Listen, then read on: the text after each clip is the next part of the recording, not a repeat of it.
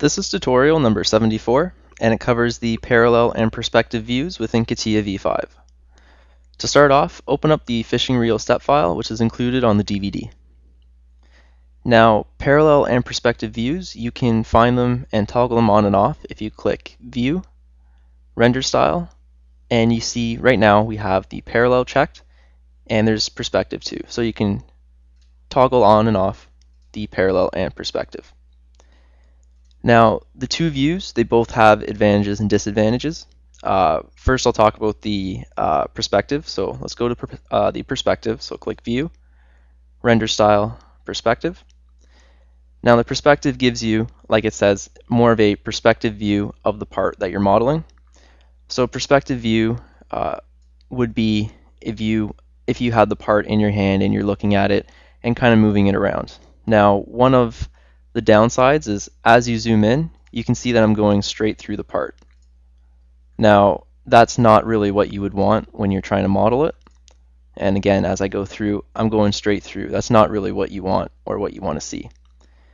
As you see, as I zoom in, it's giving me really a perspective view of it. So when you're trying to show someone certain aspects of it, how it will look, the perspective view will really help, as it allows you to get more of a real-life view of the part rather than the 3D view for modeling. So if we go to the parallel view, let's click View, Render Style, click Parallel. You can see how everything now is a little bit more square. When I zoom in, I'm going to keep zooming in on a line. I'm not zooming in through the part. So for the parallel view, you'd use this more when you're modeling. Whenever I use CATIA and whenever I'm modeling, all I use is the parallel view. If I have the perspective view, I'm not getting the right views that I want when I'm trying to make parts. Just to show you an example, let's open up the view and let's go to the right-hand view.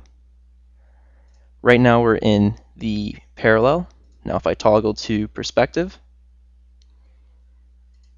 you're going to see how everything adjusts. And it's not exactly what I want on that side. Now if I go back to parallel, everything becomes square again. Everything becomes how it should be when I'm trying to model it.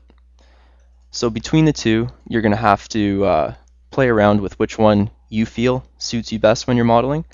For my personal preference though, the parallel view, I always want to have that on whenever I'm modeling because it gives me the true view when I'm looking at it. The perspective view, the only time I've ever used it if you're trying to show someone, and it gives you a nice kind of perspective and angles when you're demonstrating something to someone else. But for modeling, parallel is what you should always have turned on. And that concludes our tutorial on the parallel and perspective view within CATIA v5.